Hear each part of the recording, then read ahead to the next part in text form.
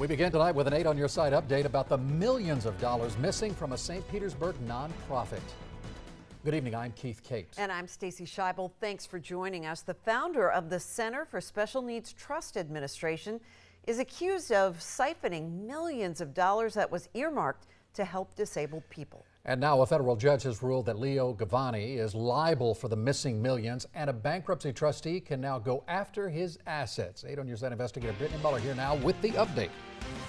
Keith, Stacy, good evening to you both. The Center for Special Needs Trust Administration is permanently shut down, and now a federal judge has determined that Leo Govoni is liable for more than $120 million in missing money taken from disabled people and their families. We'll wake up.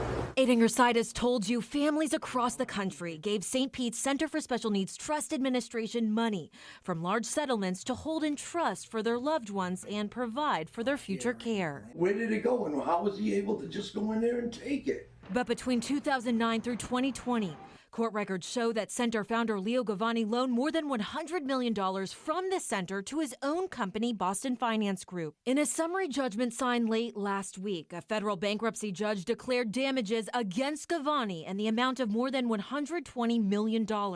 That's the missing money plus interest. Records show Govoni has disputed that amount, saying he only owed $30 million.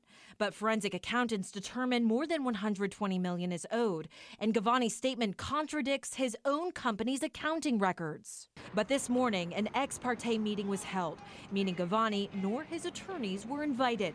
The Chapter 11 trustee, Michael Goldberg, who was appointed to recover the missing funds, asked the judge to temporarily restrain Govoni from selling or touching his assets from his nearly 200 corporations. Now, we're getting a glimpse of where that money may have been stashed, including St. Petersburg's Big Storm Brewery. We previously told you about a local physician who settled his lawsuit against Big Storm and its co-owners Leo Govoni and his son LJ for having ties to the center.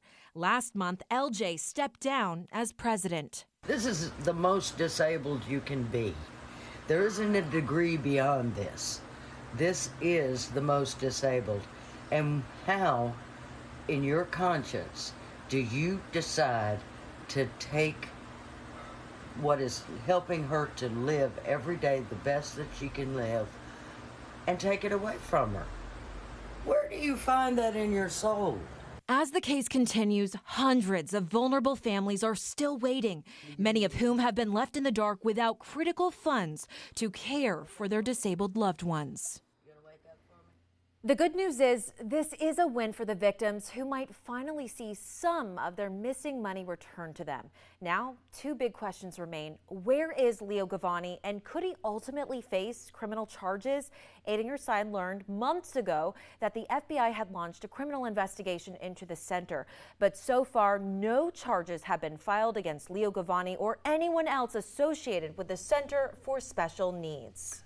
But back to the money issue at hand here. You mentioned that there was a temporary restraining order. That's going to prevent Govoni from selling off his assets, trying to hide it elsewhere, if that would be your intention to do so. But it's only temporary. It's not going to. It's going to go away until when, and what would come next? Right, only a few weeks, Keith. That's a great question. The Chapter 11 trustee in the case is hoping to make this order permanent. We'll find out next week on Tuesday, January 21st, on what the judge will rule. So, of course, we'll stay on this as we have been since last year. Yeah, so next, Tuesday, we'll have another hearing on this. All right, thank you, Brittany. And if you have an 8 on your side investigation question, or if you need some help with something, you can always call Brittany, the number 1-800-338-0808.